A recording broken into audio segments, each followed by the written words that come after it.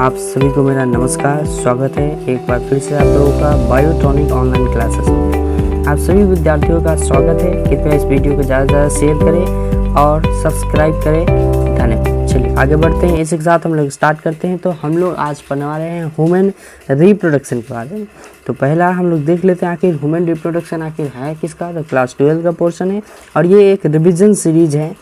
आप लोगों के बोर्ड एग्जाम के लिए बहुत ही ज़्यादा इंपॉर्टेंट है, ये हेल्प करेगा। बोर्ड एग्जाम से पहले अगर एक बार देख लेते हैं तो आपसे इसे लगभग वही 8-10 नंबर का क्वेश्चन सॉल्व जरूर हो जाएगा, क्योंकि इससे रहते हैं सब्जेक्टिव ऑब्जेक्टिव सभी क्वेश्चन रहते हैं। चलिए स्टार्ट करते हैं। सबसे पहले हम लोग जानेंगे कि आखिर रिप्रोडक्शन हम कहेंगे किसे। तो बच्चे रिप्रोडक्शन क्या है। तो रिप्रोडक्शन एक ऐसा प्रोसेस है जिसमें जो ऑर्गेनिज्म है वो क्या प्रोड्यूस करते हैं, यंग वंस यानी कि संतान। डायरेक्टली बोल सकते हैं कि ऐसा प्रोसेस या मेथड जिनमें जो है एक ऑर्गेनिज्म संतान की उत्पत्ति करता है उसे कहा जाता है रिप्रोडक्शन। रिप्रोडक्शन को हिंदी में अगर देखा जाए तो कहा जाता है प्रजनन। रिप्रोडक्शन को क्या कहा जाता है, प्रजनन कहा जाता है। इसी के साथ आगे बढ़ते हैं। ह्यूमन्स को सेक्सुअली रिप्रोड्यूसिंग ऑर्गेनिज्म कहा जाता है एंड विविपेरस कहा जाता है। सेक्सुअली रिप्रोड्यूसिंग का मतलब हुआ इनके अंदर जो रिप्रोडक्शन इन्वॉल्व होगा उसका नाम क्या है, तो सेक्सुअल रिप्रोडक्शन होगा। और देन उसके बाद है विविपेरस। विविपेरस मतलब क्या, तो विविपेरस हम उसे कहते हैं जो डायरेक्टली यंग वंस की उत्पत्ति करते हैं, यानी कि उनके अंदर क्या होगा, जो डेवलपमेंट है वो कैसा होगा, तो डायरेक्ट डेवलपमेंट होगा। डायरेक्ट डेवलपमेंट का मतलब ये है कि उनके अंदर जो है बिना एग वाला स्टेज नहीं रहता है, यानी कि लार्वा स्टेज नहीं रहता है, उसे कहा जाता है डायरेक्ट डेवलपमेंट। चलिए आगे बढ़ते हैं। नेक्स्ट है ह्यूमन रिप्रोडक्टिव सिस्टम। तो जो ह्यूमन रिप्रोडक्टिव सिस्टम है वो दो पार्ट से मिलकर बना है। एक है मेल रिप्रोडक्टिव सिस्टम, एक है फीमेल रिप्रोडक्टिव सिस्टम। ताकि हम लोग देखते हैं मेल रिप्रोडक्टिव सिस्टम के अंदर कौन से ऑर्गेन्स आएंगे, वो देखेंगे हम लोग कि मेल रिप्रोडक्टिव सिस्टम में कितना ऑर्गेन्स आते हैं। पहला पोर्शन है हम लोगों का मेल रिप्रोडक्टिव सिस्टम। तो देखिए मेल रिप्रोडक्टिव सिस्टम के अंदर बहुत सारे ऑर्गेन्स इन्वॉल्व होंगे। सबसे पहला है एक पेयर ऑफ टेस्टिस होगा। टेस्टिस कितने पेयर में होंगे बच्चे, तो एक पेयर में होंगे। उसके बाद नेक्स्ट है एसेसरी डक्ट्स, जो कि एसेसरी डक्ट्स के अंदर क्या आएगा, तो रेडी टेस्टिस हो गया, वासा इफरेंसिया हो गया, इपीडिडाइमिस हो गया, वास डिफरेंस हो गया। ये सभी आएंगे किसके अंदर, तो एसेसरी डक्ट्स। तो ऑब्जेक्टिव में आपसे क्वेश्चन पूछे जाते हैं कि बच्चों तो फॉलोइंग इज एसेसरी डक्ट्स, या आपसे ऐसे पूछ लिया जाएंगे सब्जेक्टिव के तौर पे 2 नंबर में कि नेम एनी 3 या 4 एसेसरी डक्ट्स, कोई भी 3 या 4 एसेसरी डक्ट का नाम बताइए। तो ऐसे आपको लिखना पड़ेगा। फिर उसके बाद आता है एसेसरी ग्लैंड्स। एसेसरी ग्लैंड ये रहा एसेसरी ग्लैंड का पोर्शन। जैसे आता है पहला प्रोस्टेट ग्लैंड जो कि सिंगल होगा। नेक्स्ट है सेमिनल वेसिकल जो कि पेयर में होता है। उसके बाद है कॉपर्स ग्लैंड या बल्बो यूरेथ्रल ग्लैंड जिसे कहा जाता है वो। उसके बाद एक्सटर्नल जेनिटेलिया जिसे पेनिस कहा जाता है, वो आएगा इनके अंदर एक्सटर्नल जेनिटेलिया का पोर्शन। जैसे कि एनसीईआरटी के अंदर जो डायग्राम आप देखेंगे तो इस तरीके का डायग्राम दिखाया गया है। इसमें सभी पार्ट्स के नाम लिखा गया है। यूरेटर्स है, जैसे ये आपको दिखाया गया यूरेटर्स है। फिर उसके बाद सेमिनल वेसिकल है, यूरिनरी ब्लडर है, फिर वास डिफरेंस है, प्रोस्टेट है, पेनिस है, पेनिस वाला रीजन ये रहा। एंड उसके बाद फिर है यूरेथ्रा है, एंड फिर ग्लैंड्स पेनिस, फिर फोरेस्किन है, फिर testis, scrotum, bulbourethral gland, rectum, anus, ejaculatory duct etcetera दिया गया है। उसी का यहाँ पर इनलार्ज्ड व्यू दिखाया गया है। आप देखेंगे तो इस तरीके का आपको दिखेगा इनलार्ज्ड व्यू, जिसमें ब्लैडर है, वास डिफरेंस है, रेक्टम है, सेमिनल वेसिकल्स है, ये रहा एनस है। एनस किसे कहा जाता है, जहाँ से ह्यूमन्स का एक्सक्रीटिव वेस्ट निकलता है उन्हें उस पोर्शन को एनस कहा जाता है। फिर प्रोस्टेट ग्लैंड है, एपिडिडाइमिस है, एपिडिडाइमिस एंड स्क्रोटम है, एंड टेस्टिस है, पेनिस है। फिर चलिए आगे बढ़ते हैं हम लोग।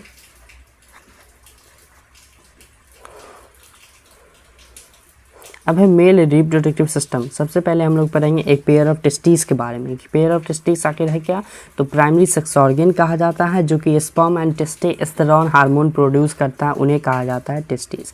तो आपसे पूछा जाएगा मेल के अंदर जो प्राइमरी सेक्स ऑर्गन होते हैं उनका नाम क्या बताएंगे, तो टेस्टिस बोलना है। टेस्टिस एंड और जो कि क्या प्रोड्यूस करता है, स्पर्म का उत्पादन करता है, प्रोड्यूस करता है, एंड टेस्टोस्टेरोन हार्मोन सेक्रेट करता है। Testis are form within abdomen. Testis का फॉर्मेशन आखिर कहाँ पर होता है, तो एब्डोमेन में होता है। soon after the birth at the 8th month of pregnancy and the descent into a scrotal sac, scrotum and through inguinal canal। देखिए जैसे ही 8th मंथ ऑफ प्रेगनेंसी के दौरान होता है जो टेस्टिस है वो किसमें डिसेंट हो जाता है, तो स्क्रोटल सैक में हो जाता है, जिसे क्या कहा जाता है, स्क्रोटम कहा जाता है, और किसके द्वारा, तो इंग्यूनल कैनाल के द्वारा। नेक्स्ट आपके सामने लिखा गया है, and the low temperature 2 to 2.5 degree Celsius less than the body temperature of scrotum helps for proper functioning of testis and spermatogenesis. यानी टेस्टिस के फंक्शन के लिए क्या इंपॉर्टेंट है, तो सबसे पहला बात इंपॉर्टेंट ये है कि बॉडी का जो टेम्परेचर है वो 2 से 2.5 डिग्री सेल्सियस के बीच रहना चाहिए, और जो कि स्क्रोटम के लिए प्रॉपर फंक्शनिंग में हेल्प करता है, एंड तभी जो है क्या बन सकता है, स्पर्मेटोजेनेसिस हो सकता है। स्पर्मेटोजेनेसिस क्या होता है, तो स्पर्मेटोजेनेसिस वह प्रोसेस है जिसमें स्पर्म का फॉर्मेशन होता है। ये रहा टेस्टिस का एक diagrammatic representation. Head of testis दिए गए हैं, वासा इफरेंसिया है, सेमिनल वेसिकल है, टेस्टिकुलर लोब्यूल्स है, सेप्टा है, रेडी टेस्टिस, ट्यूनिकल बुजिना, बॉडी ऑफ एपिडर्मिस, टेल है, वास डिफरेंट डक्ट्स है, इनका अलग अलग पोर्शंस है। Each testis is oval in shape. Testis का जो शेप हो किस तरीके का होता है, ओवल शेप का होता है। ओवल शेप मतलब ईक शेप का होता है। इसमें लेंथ 4 to 5 सेंटीमीटर, विड्थ होता है 2 से 3 सेंटीमीटर। उसके बाद इनके अंदर एक टेस्टिकुलर 215 कंपार्टमेंट बने रहते हैं जिसे टेस्टिकुलर लोब्यूल्स कहा जाता है। ये रहा टेस्टिकुलर लोब्यूल्स। इनके अंदर ये जो आप स्ट्रक्चर देख रहे हैं इस तरीके का, इनके अंदर ये गोल गोल गोल गोल स्ट्रक्चर, ये है टेस्टिकुलर लोब्यूल्स, इन्हें कहा जाता है। Each lobule contain 1 to 3 highly coiled seminiferous tubules, और प्रत्येक टेस्टिस में 1 से 3 हाईली कोइल्ड जो टिब्यूल्स बने रहते हैं उसे कहा जाता है सेमिनिफेरस टिब्यूल्स। ये रहा सेमिनिफेरस टिब्यूल्स, ये है सेमिनिफेरस टिब्यूल्स। अब हम लोग जानेंगे कि seminiferous tubules is line internally with spermatogenic cell, spermatogonia, male germ cell जिन्हें कहा जाता है। नेक्स्ट है seminiferous tubules is line internally by spermatogenesis and spermatogonia. Seminiferous tubules है उनके अंदर एक इंटरनली लाइन होता है स्पर्मेटोजेनिक सेल का जिन्हें कहा जाता है स्पर्मेटोगोनिया, जो कि डिप्लॉयड होता है। 2n याद रखिएगा, आपसे ऑब्जेक्टिव में पूछा जाएगा बोर्ड एग्जाम में कि spermatogonia male germ cell haploid होता है, डिप्लॉयड होता है, आपको हमेशा याद रखना है।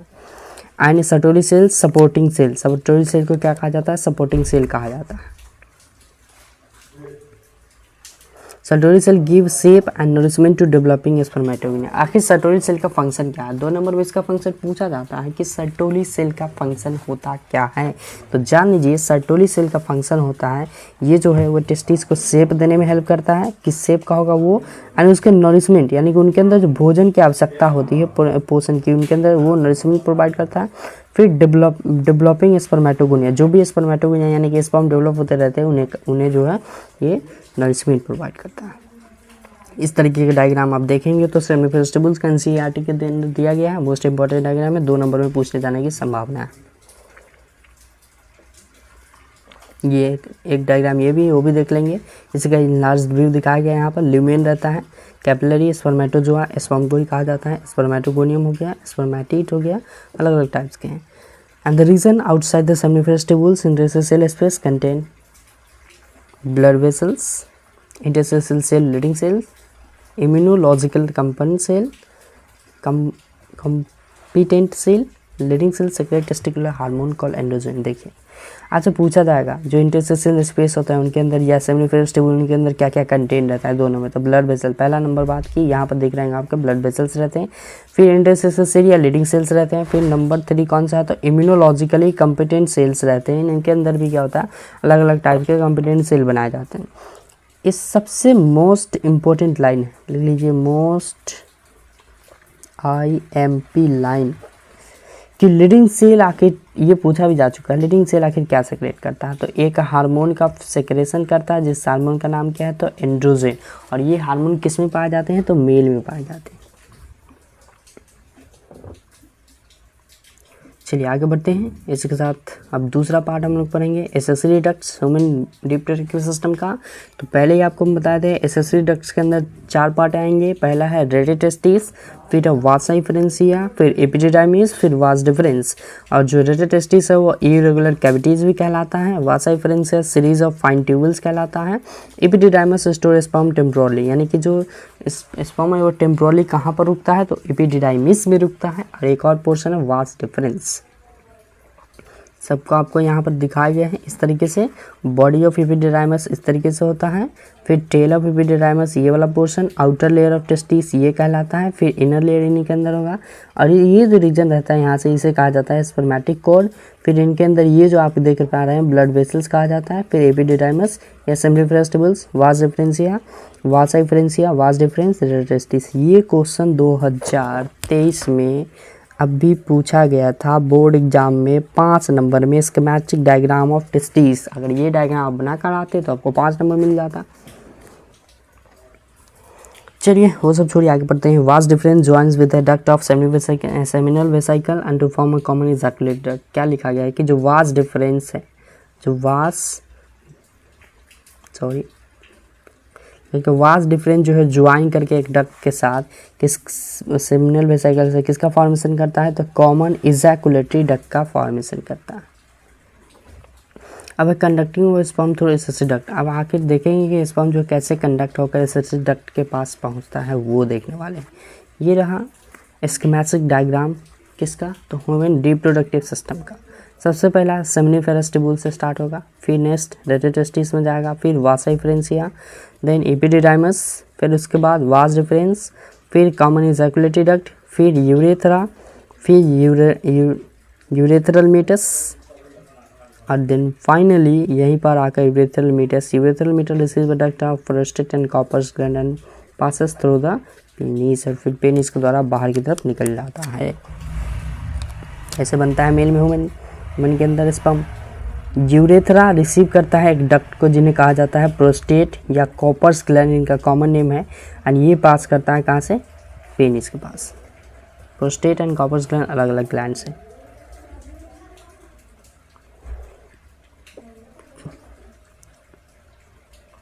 अब लोग पढ़ेंगे एसेसरी ग्लैंड्स के अंदर आखिर क्या क्या होते हैं। तो एसेसरी ग्लैंड्स के अंदर they are include a pair of seminal vesicle. और आपको यहाँ पर दिखाया जा रहा है कि एक पेयर ऑफ सेमिनल वेसिकल, ये रहा डायग्राम सेमिनल वेसिकल का, एक इधर और एक इधर। कितने में रहते हैं सेमिनल वेसिकल पेयर में, कभी भूलोगे क्या नहीं।